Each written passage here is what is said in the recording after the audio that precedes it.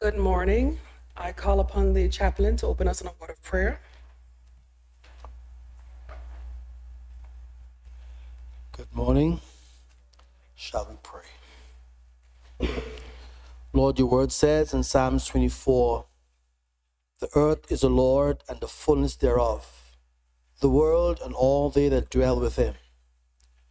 For ye had founded it upon the seas and established it upon the floods. May your grace and your peace remain with us this morning as we gather in this house. May your wisdom be poured upon each one who may deliberate today.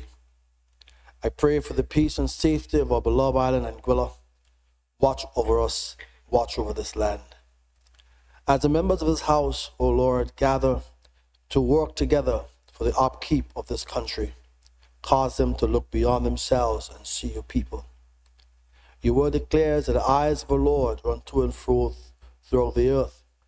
So we ask this morning that your eyes will look upon us in this meeting. Be, Lord, in our midst. May your grace and your mercy keep us through this day, keep this island, and keep its people through Christ our Lord. Amen. Thank you, chaplain. Please be seated.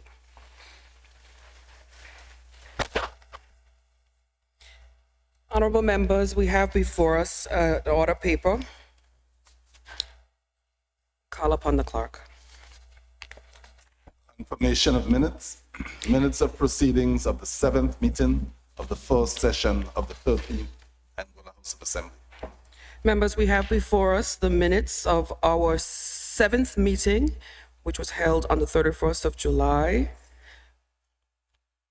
I suspect that you have had an opportunity to consider them. Are there any amendments?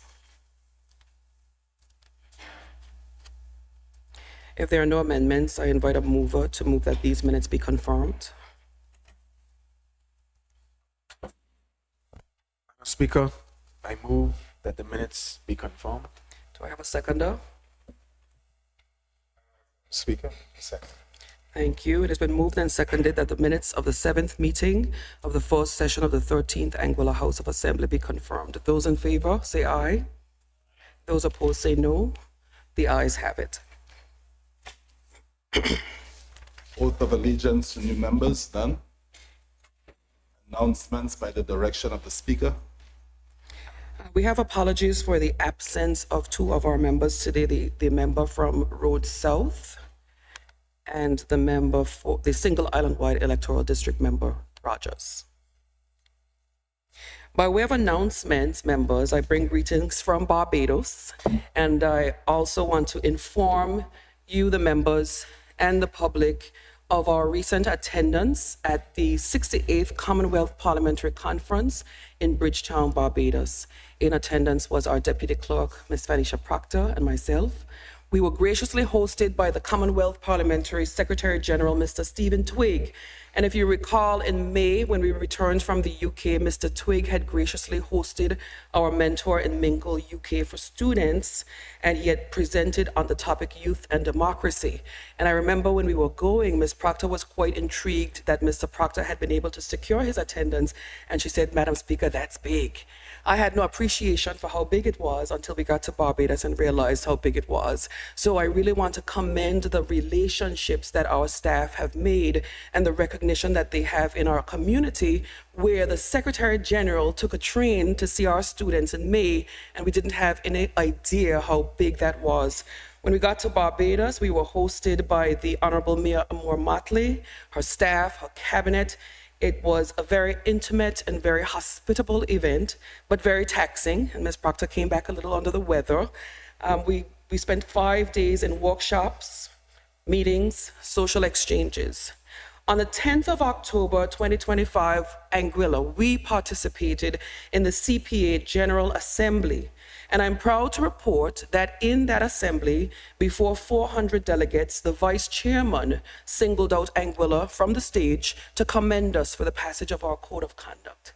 So if it were ever a time for us to tap, this is a time to tap for all of us on both sides.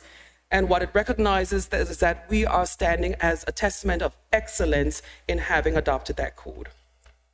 As it relates to relationships, I also indicate that Ms. Proctor was also identified as a facilitator. So she attended, and not only did we attend, but she facilitated one of the groups. We had a roundtable group where we rotated between islands and countries, and she facilitated the group that discussed navigating challenges and exploring priorities. And it demonstrates the high regard for Anguilla in the region. These conferences strengthen Anguilla's presence and our voice in the Commonwealth. It is important that we attend them. It provides an opportunity for networking with our regional and our international colleagues. Several parliaments, in fact, recall that in May we had indicated to them that we were taking on board certain projects through the admin committee.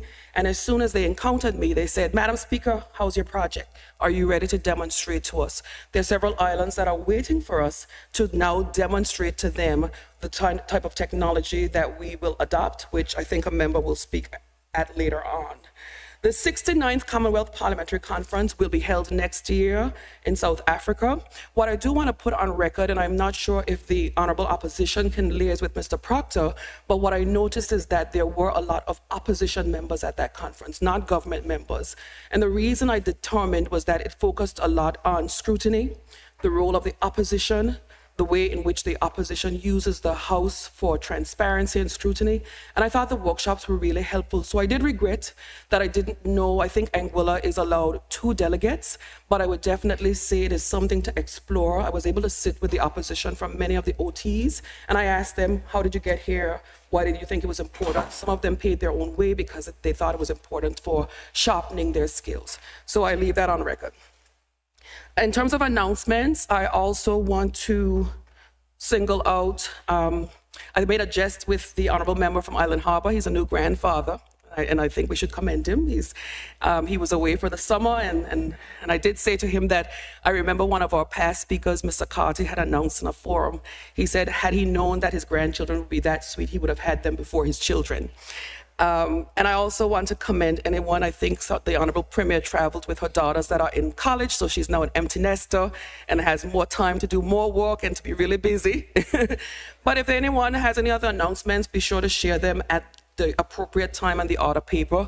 I know we were on a recess. It was a good summer recess, but it was a recess where the admin committee worked very, very hard, and we're going to see that as this meeting progresses. So those are my announcements, and I call upon the clerk to move through the order paper. Questions? None. Government statements on recent developments? None. Papers? None. Reports from committees? Report of the Administration Committee, October 2025. I recognize the honourable member for Road North. Thank you, Madam Speaker. Good morning to all the honourable members of this House and to everyone joining in. Madam Speaker, I would like to give an update on the Administration Committee. The Anguilla House of Assembly has entered into a 3-year agreement with For the Record Limited for the deployment of the FTR real-time enterprise system.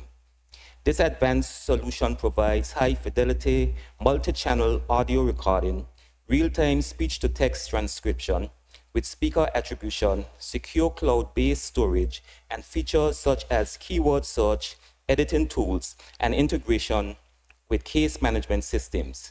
It is designed to enhance transparency and accessibility for parliamentary proceedings. The total cost of the project is US $97,000 for 3 years. The FTR system will integrate seamlessly with a Hansard AI platform currently being developed by the Assembly. Hansard AI is a bespoke artificial intelligence tool designed to convert parliamentary audio recordings into standardized, searchable Hansard-style transcripts. These transcripts will be formatted with speaker attributions and archived digitally on the Parliament's website. The project, undertaken by local technology firm Evolute, supports civic engagement and institutional memory and is estimated to cost EC $32,258. In parallel, the Administration Committee is overseeing the development of a dedicated website for the Anguilla House of Assembly. This initiative funded by the CPA Capital Development Fund, responds to recommendations from the Commonwealth Parliamentary Association and forms part of a broader modernization strategy. The website will serve as a central platform for publishing Hansard reports, bills, acts, live streams, and educational content, while also providing detailed information about members and committees. Designed to be user-friendly, mobile responsive, and search engine optimized, the site will be developed by local firm Digital Elements at an estimated cost of EC $42,000. The website will also meet international accessibility standards, ensuring barrier-free access for citizens with disabilities. Key accessibility features include screen reader compatibility, keyboard navigation, alternative text for images, closed captioning, and integration with AI-based transcription services. Documents will be available in multiple formats: HTML, tagged PDFs, plain text, and the site will include accessible feedback mechanisms and educational resources. These enhancements aim to promote inclusive democratic participation and serve as a model for accessible governance across the Caribbean. Additionally, the House Services Department is exploring the procurement of smart devices for members to ensure seamless access to real-time transcription and assembly documents. This will further support digital integration and accessibility across all parliamentary functions. All projects are well advanced and are expected to be completed by the end of November 2025. Thank you, Madam Speaker. Thank you, member. And I just want to put on record my thanks. I actually chair the admin committee, and we worked very hard over the summer just to have all these projects on board. Just for the record, I wanted to firm up that the price of the software platform is $97,000 EC for 3 years. So it's that translates to $12,000 US a year.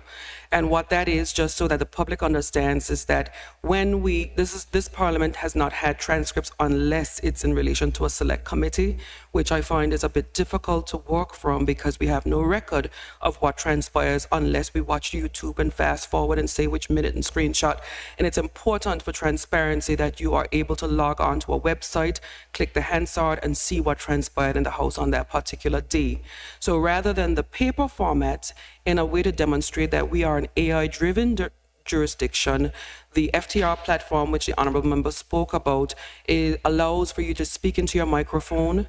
The transcript comes up on your screen, and as we move all of the members, and I hope they're not resistant to change, but we are moving away from paper if we are going to play our part in climate conservation of resources. You'll have your tablet, it will come up on your screen. Our editor will sit at the front and edit in real time, and then the platform that's built by a local company, Evolute, will transfer that into what we call the Hansard format. And I had to learn this. The Hansard format is an international format of reporting from parliaments. And what the honorable member did say, and I wanted to highlight, is that we were able to secure a grant for the building of our website. So the website building by a local company has been has been covered by the CPA, and again, that's based on our relationships. We applied for the grant, they found that we qualified, and when we finish sitting today, our admin committee will have a demonstration in our lounge as to where we are. We're just about ready for launch. So that is the technology that the parliamentarians had been asking about. So thank you for introducing the report. Are there any comments on the report or any input that anyone would wish to make on the report? I recognize the Honorable Premier.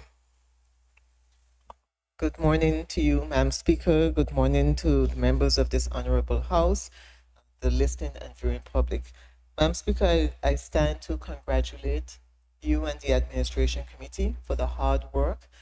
It is excellent that we are now in a position where we can move forward with technology in this Honorable House. And it bodes well for the future, Madam Speaker, because it is difficult when we are trying to assess and access information that will have taken place in previous houses and are unable to do so. And so once again, I thank you, and I thank the entire Administration Committee, whom are members of whom are made up from both the opposition and the government side of the House. Thank you, Madam Speaker. I recognize the Honorable Member Jose Ventable. Thank you, Madam Speaker. Good morning to yourself, honorable members across both sides of the aisle, the staff, and the listening and viewing public. Madam Speaker, I just rise to say that it is truly a joy to be here and realize that we've gotten to this stage. To go from the Parliamentary Reform Committee, which then developed to being the House Administration Committee, and to realize that today we are celebrating the fact that we are about to have an AI-driven, technology-driven Hansard in the home of AI.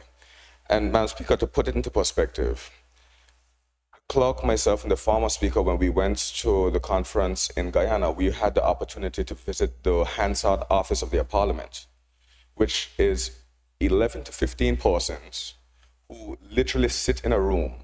They would look at an assembly sitting such as this and break it into 15-minute chunks and listen to it, and then type it out physically, and then hand over to the next person in every 15 minutes.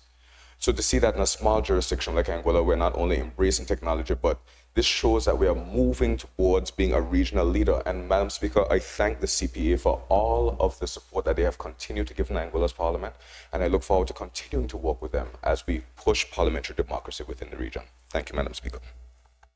Thank you, Member. I call upon the clerk.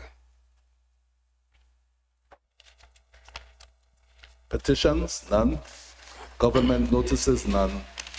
Private members' notices, none. Motions, motion 16 of 2025, 1/13 HOA, Customs Duty and Tax Exemption, Regulations 2025.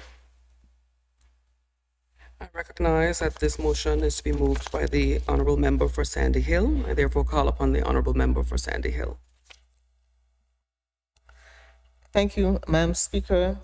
I beg to move the following motion: Customs Duty and Tax Exemption, Motion 16 of 2025 /1 of 13 HOA Regulations 2025. Is there a seconder? Thank you, Member. Thank you, Madam Speaker. Resolution made by the House of Assembly under Section 77(1) of the Customs Act, Revised Statutes of Anguilla, Chapter 169 and Section 3 of the Excise Tax Amendment Act 2020 was proposed and seconded in the House of Assembly on the 14th day of October 2025. Whereas a certificate of good standing that had not expired or been cancelled was produced to the Minister of Finance in relation to the importers. Be it resolved that under the powers contained in Section 77(1) of the Customs Act, RSA 169 and Section 3 of the Excise Tax Amendment Act 2020, the House of Assembly exempts from customs duty and excise tax the goods imported into Anguilla specified in the schedule. The following conditions apply in respect of all goods exempted by virtue of this resolution. A, the goods shall not within 5 years of the date of importation be sold, exchanged, given away, or applied to use other than the use specified in the schedule. B, on the expiry of 6 months from the date of importation and each successive 6-month period within the 5-year period after the date of importation, the importer shall certify to the Comptroller of Customs in a form acceptable to the Comptroller of Customs that he has complied with the conditions set out in paragraph A. C, upon demand made by a customs officer, the goods exempted under this resolution shall be produced or otherwise accounted for to the customs officer. D, in accordance with the Customs Administrative Cost Recovery Act, RSA C170, at the time of import, the importer shall pay the customs administrative charge at the rate specified in the schedule. In accordance with Section 71 of the Customs Act, RSA C169, the following apply in the event that a condition referred to in Section 1 of this resolution is contravened or not complied with. A, if any of the goods exempted under this resolution are sold, exchanged, given away, or applied to any use other than the use specified in the schedule within 5 years of the date of importation, 1, the importer shall pay the customs duty and excise tax on the value of such goods at the rates specified in the integrated customs tariff at the date of importation. 2, the importer and any person knowingly concerned in such sale, exchange, gift, or unsanctioned use is guilty of an offense and may be arrested and is liable to a fine of $20,000 or 3 times the customs duty, excise tax relief, whichever is greater, or to the imprisonment of a term of 2 years or to both. And 3, the goods in respect of which the exemption was granted are liable to forfeiture. B, if the importer fails to certify that he has not sold, exchanged, given away, or applied the goods to any use other than the use specified in the schedule, 1, the importer shall produce or account for the goods exempted under this resolution to the Comptroller of Customs. 2, any goods not produced or accounted for will be deemed to have been sold, exchanged, given away, or applied to some use other than the use specified in the schedule and paragraph A1 applied. And 3, if any goods not produced or accounted for are subsequently found, they are liable to forfeiture. C, if the importer fails to produce or account for the goods exempted under this resolution upon demand by a customs officer, 1, the importer and any person knowingly concerned in such failure are guilty of an offense and may be arrested and are liable to a fine of $20,000 or 3 times the value of the goods, whichever is the greater, or to imprisonment for a term of 2 years or to both. And 2, if any goods not produced or accounted for are subsequently found, they are liable to forfeiture. D, if the importer fails to pay the customs administrative fee at the rate specified in the schedule at the expiry of 30 days from the date of delivery of a demand for payment made by the Comptroller of Customs, or such longer period as may be designated by the Comptroller of Customs, 1, the importer shall pay the customs duty and the excise tax on the value of such goods at the rates specified in the integrated customs tariff at the date of importation. 2, the importer and any person knowingly concerned in such failure are guilty of an offense and may be arrested and are liable to a fine of $20,000 or 3 times the value of the goods, whichever is the greater, or to imprisonment for a term of 2 years or to both. And 3, the goods exempted under this resolution are liable to forfeiture. Madam Speaker, at motion number 16, the schedule, the importer is the Inspire Network, Ms. Janie Gums, and the purpose is a fundraising event, brunching on blessings. The period during which importation is allowed is May 2025 through May 21st, 2026. And the goods that are imported is at the attached list, and the duty and tax loss is EC $656.43. The rate of customs administrative charge is 5% of the administrative charge on the value of the goods, in respect of which customs duty exemption is granted. And there is a duty loss spreadsheet for Ms. Janie Gums, and the total duty loss is stated on the spreadsheet, and the items are outlined in the description.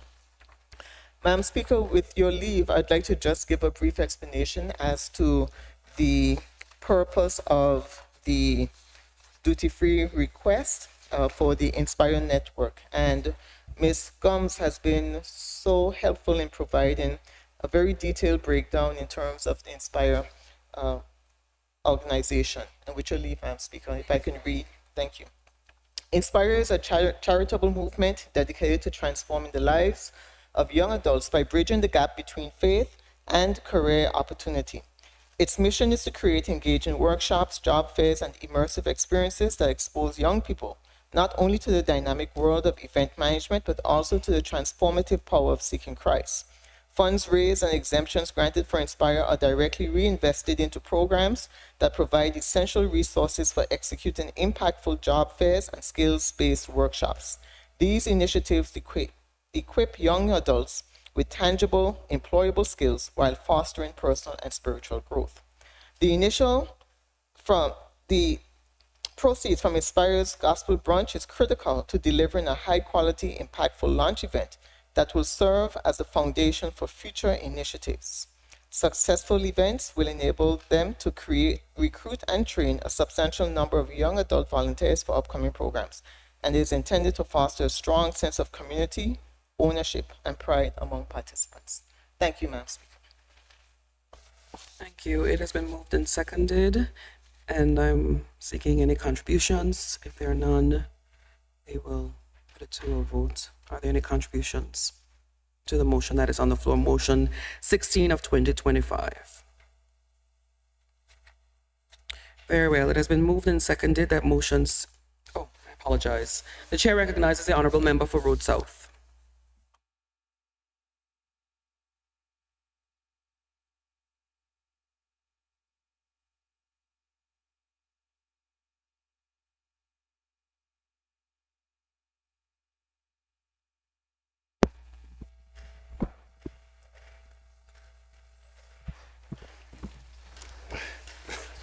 Thank you very much, Madam Speaker. I just rise to join, support this particular duty-free concession.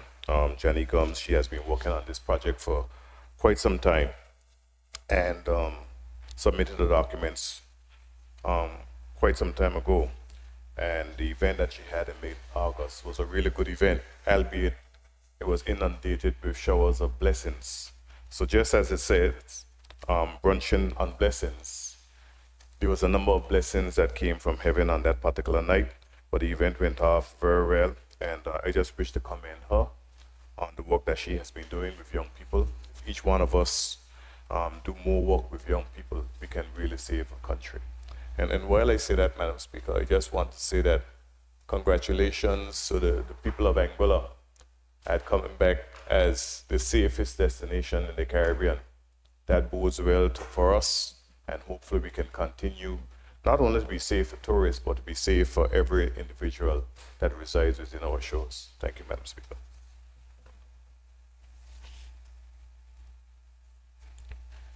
Thank you. It has been moved and seconded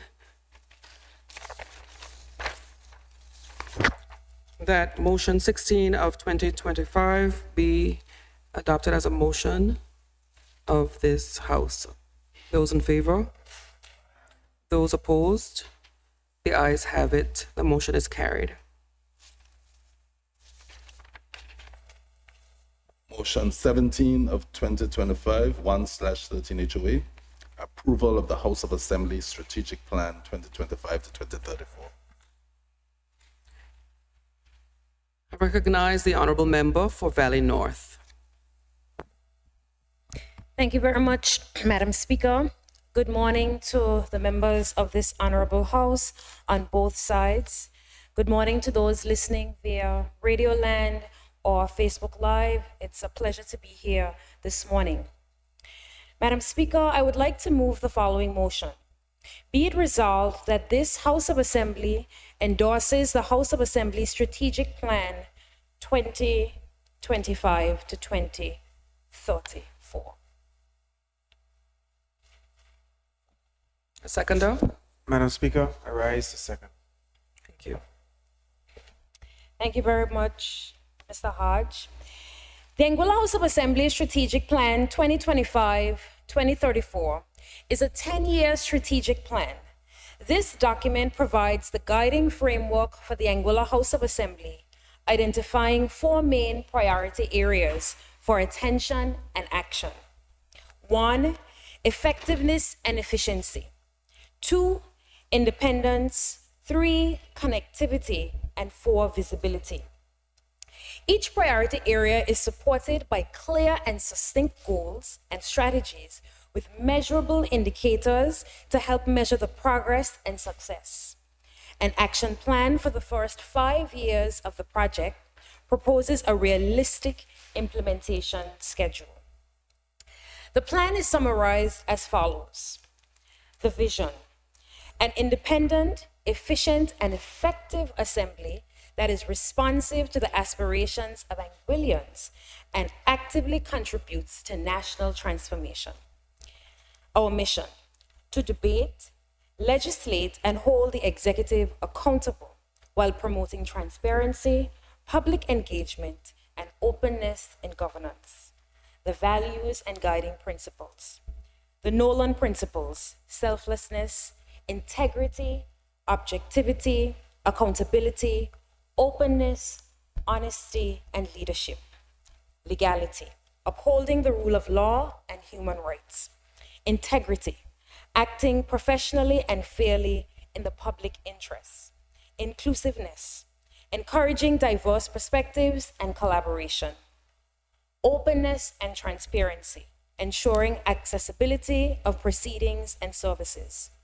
A people-oriented approach, prioritizing responsiveness, quality, and resilience. Connectivity: promoting coordinated governance across institutions.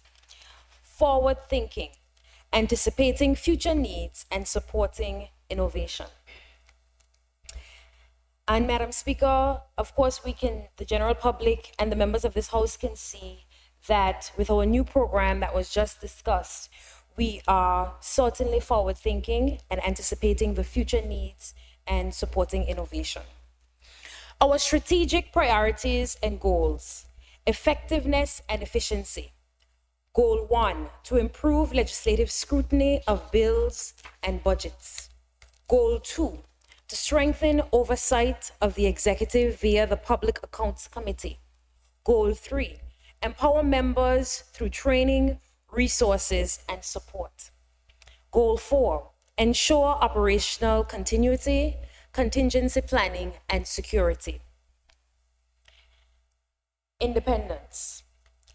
Goal 5 under independence, establish legal and structural separation from the executive. Goal 6, secure sustainable funding for operations. Goal 7, advance constitutional reforms and enhance democracy. Goal 8, develop a dedicated parliamentary building. And I repeat, Goal 8, develop a dedicated parliamentary building. 3, under the general strategic priorities and goals. We have Goal 7 under connectivity. Increase public awareness through outreach. This is schools, tertiary institutions, youth parliament. Goal 10, build public trust through ethical governance and transparency. And then we have under the broad heading of visibility. Goal 11, position the House of Assembly as a recognizable brand. Goal 12, improve access to proceedings through live streaming, recording, digital platforms. Recognizing that organizational management is dynamic, the strategic plan is to be reviewed at least annually and updated accordingly. Following the first 5 years of implementation, an action plan for the second half of the strategic planning period will be developed. A comprehensive monitoring and evaluation assessment will be conducted through this midway point to assess the goals, the strategies, and the indicators' general relevance, implementation, and effectiveness. The plan is developed by the Anguilla House of Assembly Administration Committee with the assistance of a strategic planning consultant, Mrs. Farah Makita, during the period 2024 to 2025. It is a revision of the Assembly's Strategic Plan 2017 to 2021 and builds on the Administrative Committee's reform agenda. The Administrative Committee consists of the Honorable Speaker, who is the chairperson, the Honorable Single Island-wide Member, Mr. Jose Vanterpool, the Honorable Single-wide Member, Mr. Kyle Hodge, the Honorable Member for Road South, the Honorable Member for Road North, and myself. The House of Assembly Strategic Plan 2025 to 2034, which was developed through a collaborative effort of successive administrative committees, convened during the 12th and 13th House of Assembly. Each administrative committee comprises of 5 members of the Assembly drawn from both sides of the House, whose principal mandates are to consider the services provided for and by the House of Assembly and to make recommendations on these services to the Clerk and Speaker. In the development of the plan, the Administrative Committee considered, among others, the following assessments, reports, and documents that are relevant to the operation and future direction of this Assembly. 1, the House of Assembly Strategic Plan 2017-2021, the House of Assembly's Strategies and Indicators 2024, the Anguilla CPA Benchmarks for Democratic Legislatures Assessment Report 2020. Report, Governance, Organizational and Administrative Review of the Anguilla House of Assembly, September 2021. Legislative Scrutiny in the Anguilla House of Assembly, 2024. The Anguilla Medium-Term Economic and Fiscal Plan. Recommendations from the Memorandum of Understanding between CPA and the Anguilla House of Assembly with the implementation schedule of 2023 to 2028 for CPA reports. The Anguilla Constitution Order, the House of Assembly Procedure Rules, a House of Assembly Powers and Privileges Act, Draft House of Assembly Services Bill, the House of Commons report on separation of powers in overseas territories, and the Anguilla United Front's People Plan. These fundamental documents were the product of extensive consultations with a broad spectrum of stakeholders. Notably, the following reports were commissioned by the Assembly and served as critical inputs: the Anguilla CPA benchmarks for the legislature's Assessment Report 2020, Governance, Organizational, and Administrative Review of the Anguilla House of Assembly 2021. Each of these reports incorporated feedback from a wide and diverse cross-section of stakeholders, including the Governor's Office, permanent secretaries, members of the Assembly, former members of the House of Assembly, civil society organizations, and the general public. As part of the strategic planning exercise, the House of Assembly Administrative Committee, with the support of the Commonwealth Parliamentary Association, undertook a consultancy from July 21st to August 22nd, 2025, led by Ms. Emma Rogers of the Australian Capital Territory Legislature Assembly.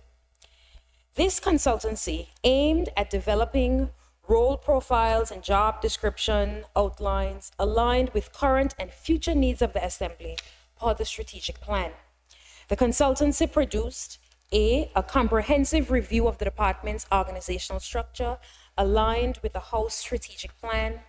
B, development of updated job descriptions for all positions within the revised structure. And C, a comparative analysis of similar jurisdictions to ensure best practices were reflected. The outcomes of this consultancy have been endorsed by the House Administration Committee and represent the strategic direction of the department moving forward. On September 18th, 2025, the plan was endorsed and recognized by the Executive Council as the guiding strategic framework for operations and development of the House of Assembly. I submit the plan to this honorable House for your endorsement. Madam Speaker, I also wish to put on record my sincerest gratitude to the members of the operations team of the Anguilla House of Assembly, led by Mr. Lennox Proctor, known to most as Joash, for the hard work that Mr. Proctor put into the process of making sure we progress this, not just under our administration, but prior to this, a number of the members of the then House of Assembly, the then parliamentary opposition, including myself, were key members of the initial stages of work that went into the development of this strategic plan. And for the purpose of the general public and other members of the House of Assembly, we would have met, a number of us would have met on many occasions for long hours, on evenings and on weekends, to be able to thoroughly go through the past strategic plans, guiding documentation, reports from some of the reports that I've referenced here. We had extensive discussions with our consultant, Ms. Farah Makita, who did an excellent job in helping to progress it as well. We thought then, and we do now, Madam Speaker, that the cornerstone of any successful country is a strong, well-balanced and functioning assembly, where we can carry out the work of the people in a very transparent and effective way. And I think this strategic plan does exactly that. So I want to thank the members of the administrative committee, those who were there in the past and those who are there now, for all the work and dedication and long hours that you put in. And I want to encourage all members of the House of Assembly Committee to put in the required work that is necessary to continue to progress projects like this forward. It is very important that all members of the committee play a key role in attending meetings, effectively contributing to those meetings, to be able to progress this strategic plan forward. And Madam Speaker, I want to also put on record my sincerest gratitude for your leadership and chairing all of these meetings since you have been appointed. Your progressive approach to ensuring that we get this to the House. We prioritize the work that went into it, and not just the strategic plan, but also the consultancy work that went into the structuring of the organization itself. the consultancy, getting the all of the job descriptions and all of this work prepared. This is a huge body of work that if we as a country had to pay for this would have been quite costly. And so I'm very, very happy for the advocacy that yourself and Mr. Proctor did to be able to get Anguilla to this place. This is really a key win for all of us. The members of the public, please be reassured that while there are times when there may not be House of Assembly meetings happening, there are a number of committees that are working, particularly the Administrative Committee, that is working to progress this House in a very successful and effective manner. And I also want to remind the public that the House of Assembly is for both the government side and the opposition side. This is a place where, from the government side, we don't mind being scrutinized. We encourage the opposition side to prepare questions and bring to us so that we can respond to those questions. There's a lot of information that's floating around in the public domain, on radio programs, questions being asked hypothetically. But I think it's also important that we use the House of Assembly effectively. Submit your questions formally so that the members of the House can receive formal responses and the general public can benefit from factual information being disseminated. So again, Madam Speaker, I thank you for the opportunity to present this here, and thank you to the members of the Administrative Committee for all your hard work. Thank you. Thank you, Honorable Member. And I did want to make one point as you related to the consultancy. The committee, you'll recall that we met on the 11th of July for our full day retreat. And our consultant, Ms. Marquita, who had done an excellent job, had taken us through. And then we realized when we went on the call to PricewaterhouseCoopers that we needed just a bit more expertise as it relates to the organizational structure. And this now is important to look at it. We left there, we came back here on Friday the 11th. We wrote to our colleagues at the CPA on the Monday, and we said, we're not giving you an option. We need this done. If we are your model parliament, we have to complete this. Find us a consultant, and we're not paying for it. We don't have the money. On the Monday, he said, I don't know if I could pull it off, but by the Thursday, I just looked at my email. They were able to deliver to us an HR expert in Australia who was able to work with the committee all throughout the summer to complete this and other projects. So I did want to flag again the importance of the relationships that we have with the CPA. Are there any other contributions in respect of motion 17 of 2025? I know the honorable member from Road North is tapping his mic. He's been working on this committee. You're pointing to someone. Her mic needs to turn off. Okay. Are there any other contributions to the motion 17 of 2025, which is the strategic plan that is before the House for endorsement and approval? As the honorable member indicated, the members of that committee that have been working on it include the honorable member from Road North, the honorable member for Road South, the honorable member for Valley North, and the Single Island Wide Electoral District member, Vanterpool. I don't believe I've missed anyone. The chair recognizes the honorable member for Sandy Hill. Thank you, Madam Speaker. Once again, I wish to commend the members of the Honorable House who would have been a part of the establishment of the creation of this Anguilla House of Assembly Strategic Plan 2025 to 2034. It is indeed comprehensive, and it sets out in detail the plan for this Honorable House. And I noted the intent to have a full individually standing House of Assembly at some point in the future. And I do think that Anguilla has come of age where we need to be able to look to that. We currently share this Honorable House, the chambers, with the court. And at some point, we need to be able to move on and ensure that the House of Assembly has its standalone House, Parliament structure so that we can occupy same and utilize same for the benefit of the House of Assembly. Once again, Madam Speaker, thanks to you and all of the members who participated in the creation of this plan. Thank you. Are there any other contributions? If there are no contributions, it has been moved and seconded that motion 17, 2025 be approved as and endorsed. I therefore put the question that motion 17 of 2025 be approved and endorsed by this House. Those in favor? Those opposed? The ayes have it. The motion is carried. Personal explanations? None. Other business, government business? None. Private members' bills? None.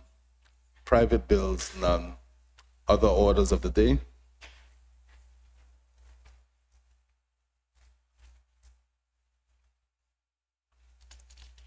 It is at this stage of the order paper where members can indicate if they wish to make any presentations or submissions in relation to their constituencies or their parliamentary work. Are there any contributions? The chair recognizes the honorable member for Island Harbor.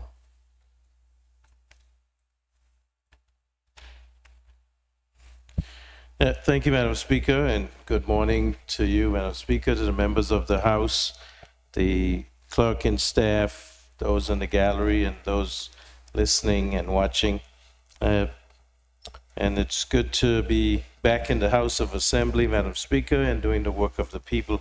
Madam Speaker, I just wanted to say, condolences to all those who have lost loved ones during this time. And especially, we laid to rest on Saturday Mrs. Marilyn Angela Brooks Cornell, who was a prominent member of this community and who provided human services to our young people. And just to say, Madam Speaker, that when we lose our legends, it is a void that we have, and one that's not easily filled. But we want to give condolences to the family and loved ones of Mrs. Brooks Cornell, Angela, and all those who have family members who are sick, and those shutting, those that have traveled overseas for medical treatment, Madam Speaker. And it seems that recently that number is on an uptick. We do ask that God continue to grant us health. Also, Madam Speaker, that we were again spared the ravages of tropical storms and hurricanes up to this point. We want to thank God for that. Thank you, Madam Speaker. Thank you, honorable member. The chair recognizes the honorable member for Valley North. Thank you very much, Madam Speaker. Madam Speaker, I too wish to extend my sincerest condolences, and I ask that the entire House of Assembly continues to keep the family members of persons who have passed and were buried in the last few weeks in their prayers.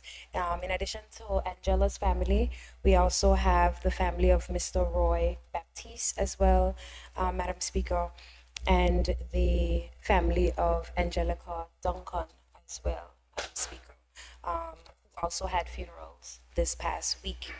Madam Speaker, I also want to just indicate that Mr. Edwin Ray, the fire officer who was hurt terribly a few weeks ago, has been doing very well and recovering quite well. And I wish to just commend the members of the fire team, the Michael team, and just the entire team generally for really rallying around him in that moment. And of course, subsequently to ensure that he was well taken care of, Madam Speaker. Madam Speaker, I also want to congratulate and commend the members of the Department of Youth and Culture, particularly the Youth Division, for the excellent Youth Week that they held a couple of weeks ago, Madam Speaker. It was generally an absolute success, and I want to congratulate the members of the team, but also the young people of Anguilla who generally participated and who did an exceptional job in organizing. The Straight Up Conversations has been moved a couple of times, and it's going to be tomorrow evening at Tasty's POV. So if you want to hear from your elected representatives, that's a perfect opportunity for you to come, ask some direct questions, engage with us, speak about priority areas, past and present. So we look forward to having persons out to support that tomorrow evening. Thank you very much, Madam Speaker. The chair recognizes the Single Island Wide Electoral District Member Hodge. Madam Speaker, good morning to you, good morning to the House, good morning to the people of Anguilla. I too rise, Madam Speaker, to extend my condolences to all those who have lost loved ones over the past weeks and months.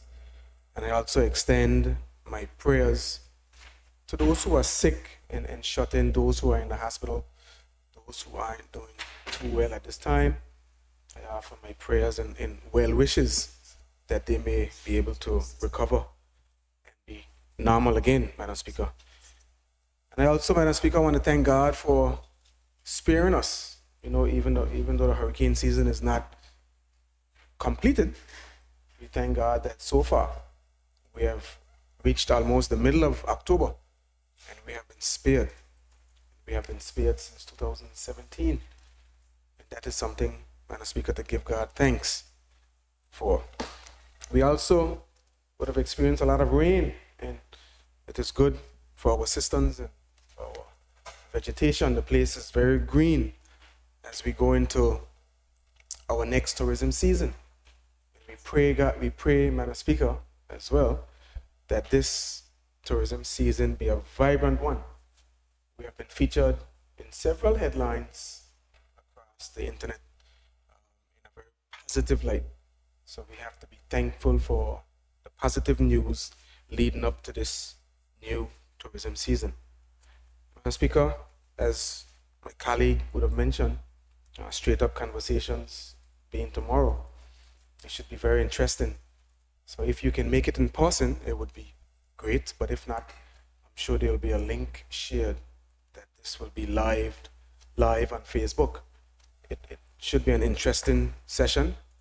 We have a very youthful parliament, so I look forward to those conversations. Madam Speaker, thank you. Thank you, member. The chair recognizes the honorable member for Weston, I believe had indicated first, and then the Single Island Wide will follow. Thank you, Madam Speaker. Madam Speaker, I thank you for this opportunity.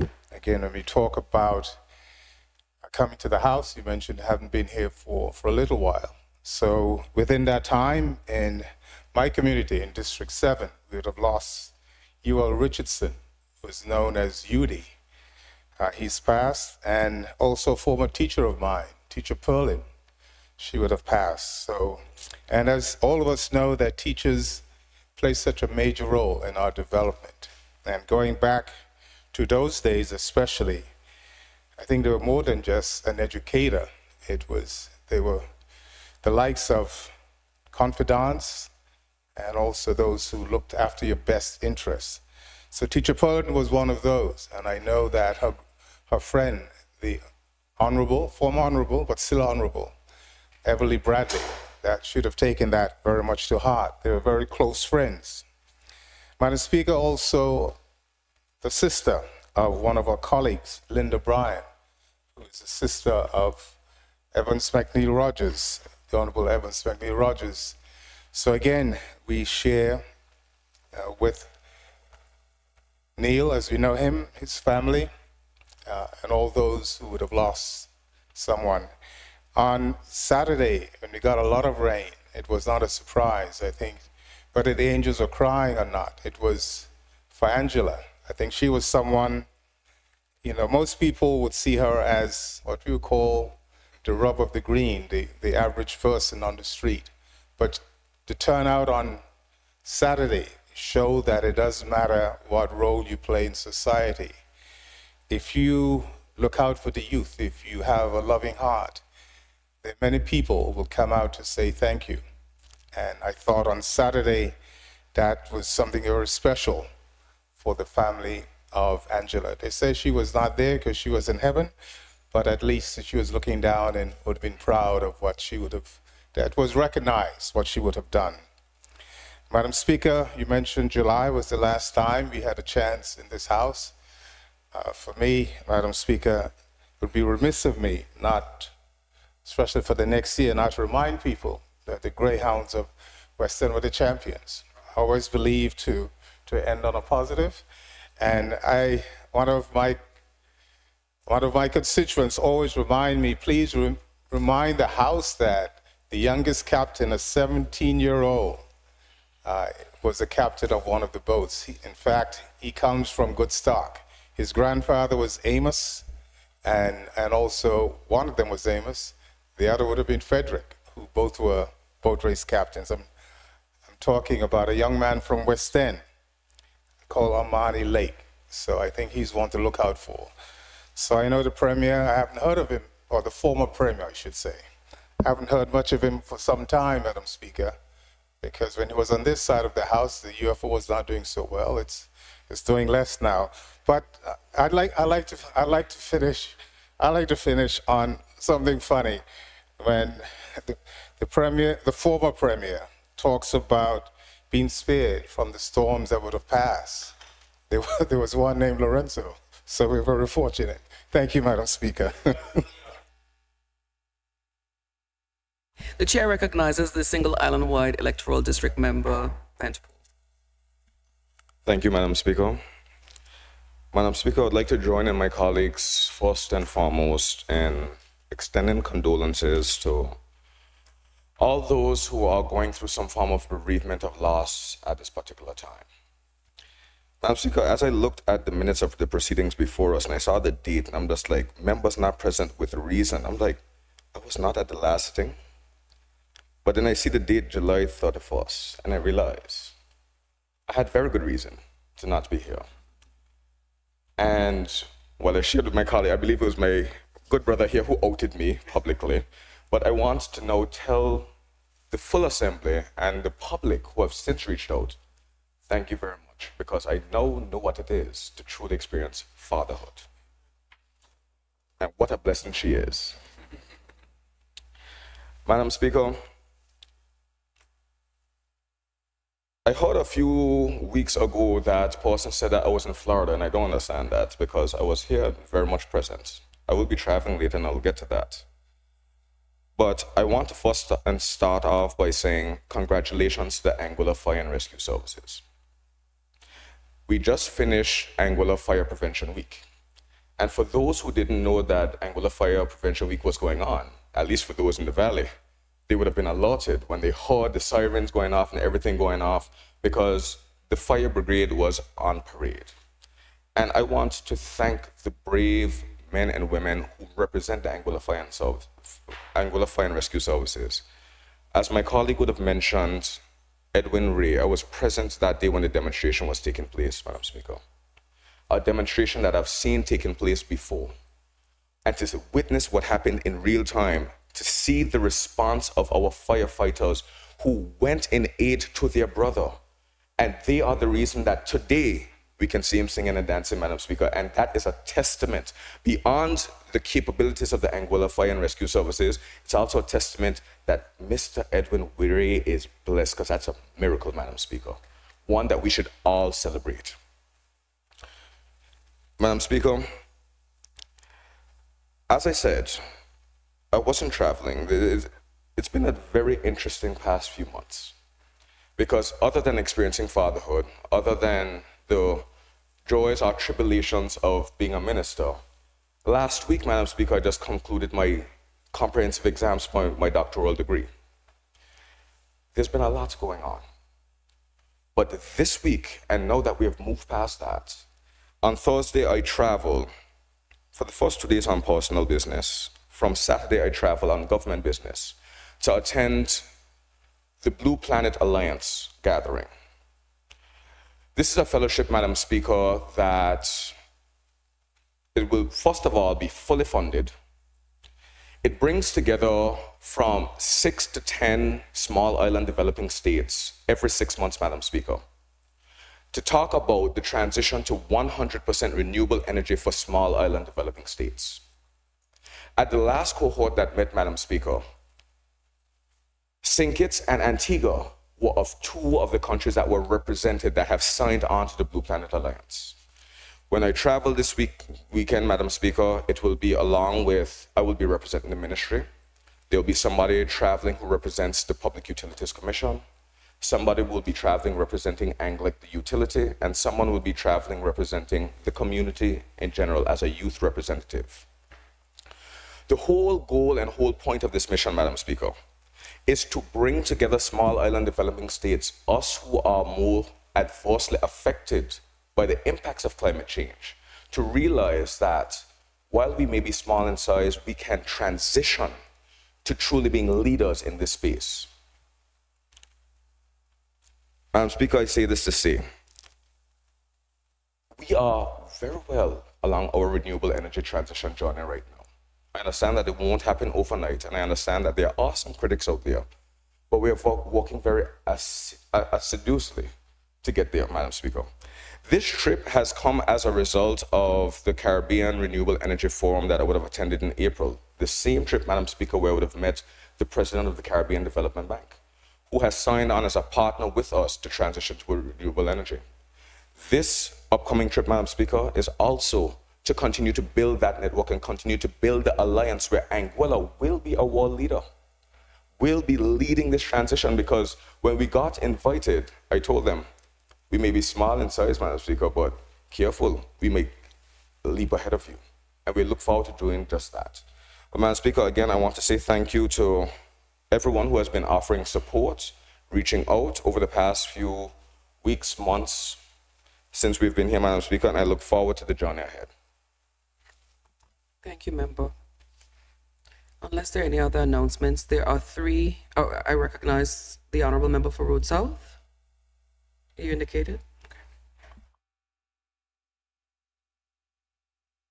Much, Madam Speaker. I just want to join my colleagues in extending condolences to the Honorable Evans McNeil Rogers.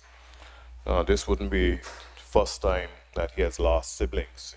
He has lost a sister in the past, and on that fateful Friday afternoon, he lost his brother by Z over at Anguilla, Madam Speaker. So I too would like to extend my deepest condolences. And I heard persons talking about Angela Brooks. Angela, in the sense that she was ordinary, but she was not ordinary. She was extraordinary. And so I believe it was in 2024, when she got her flowers while she was alive, when she was honored on Anguilla Day. And she looked so smart, dressed in her white and her national colors, Madam Speaker. And I got to know Angela a long time ago through sports and so forth, but I got to know her more intimately as a Minister of Infrastructure and Tourism, Madam Speaker, because she worked over at the ministry, and she was always upbeat, always encouraging, and no one could ever anticipate that that would have happened. But we are only passing through. All of us are only passing through. And I really was sorry that I was not on the island to be able to, be with everyone who was there, sending her off during her last present time on this earth, Madam Speaker. I also would like to congratulate Shondell Hodge and the Anguilla Fire and Rescue Service, Madam Speaker. Shondell and his team has been doing a magnificent job for a number of years. It goes beyond just the domestic side. It also goes with the aerodrome, Madam Speaker, because without the Anguilla Fire and Rescue team, our aerodrome, our airport could not be compliant with ASI and other regulatory institutions, and so we'll be downgraded. And the flights that we enjoy today and the future flights will not be able to fly into our airport. So while as Minister I supported them in their requests for new equipment, we purchased new equipment, and also we worked diligently because Shondell thought that the fire team was grossly underpaid, and that they are. They're not the only public service servants who are grossly underpaid. There are many other public servants who are grossly underpaid, in particular those who work on the water in the water department, Madam Speaker, grossly underpaid. And so I was not surprised when I heard that they jumped into action to deal with Edwin. And it might have looked bleak then, but his recovery has been nothing short of miraculous, so much so that he's cross and he'll be soon back on island. And when we talk about soon back on island, Madam Speaker, we also like to wish our speedy recoveries to Chuchu Benz and to Sylvester Bubba Hanley, Madam Speaker.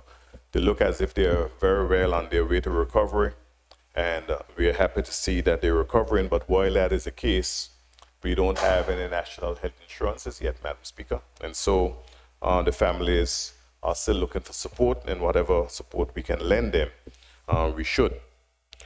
Madam Speaker, I don't plan to be too long, but I just also want to extend invitations, just as others have done so before, to straight-up conversations, Madam Speaker. I always enjoy straight-up conversations with young people of Anguilla. And over the past few years, I've had that opportunity to have those conversations, whether at the football stadium or otherwise. And on Wednesday of this week, straight-up conversations will be held at the beautiful, magnificent, scenic Tasty's Point of View down there in the best village in Anguilla in South Hill. and members of Parliament, Her Excellency the Governor, will be able to have conversations, real conversations with young people, real young people of Anguilla. And they always come with the fire, Madam Speaker. And it'll be moderated by Isabel Curtis, and Devon Carter, Madam Speaker. So I'm really looking forward to it. I'm sure everyone else is looking forward to it as we have those conversations, as we look towards continue to ensure that Anguilla moves forward in the right direction, Madam Speaker. Thank you. Thank you, honorable members.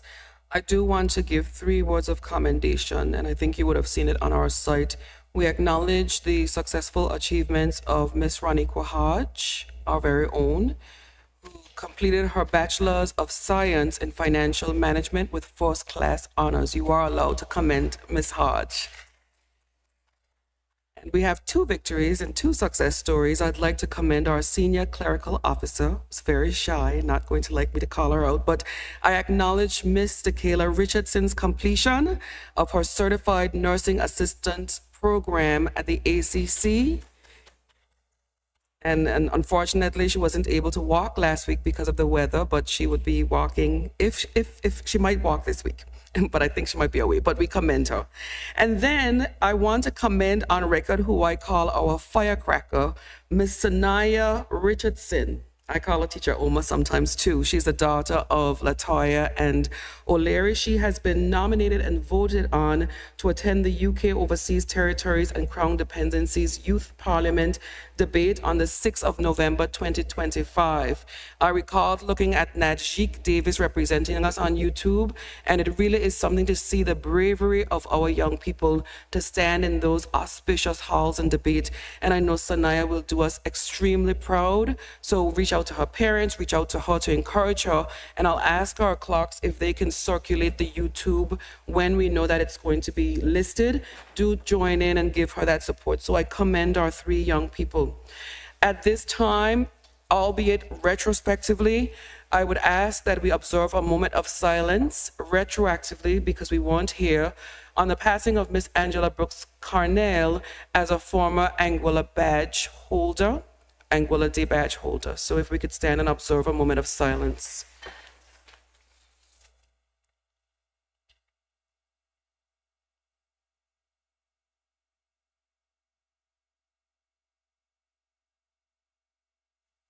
Thank you, honorable members.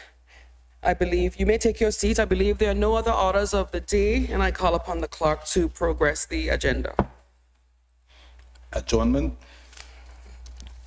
I invite the honorable premier. Yes, Madam Speaker, I rise to request an adjournment of this honorable house until the 28th of October, Madam Speaker. Do I have a seconder? Raise a second. It has been moved and seconded that this honorable house stands adjourned until the 28th of October 2025. Those in favor? Those opposed? The ayes have it. I ask the admin committee to remain behind. We should have at least an hour of your time if you don't mind. This meeting stands adjourned.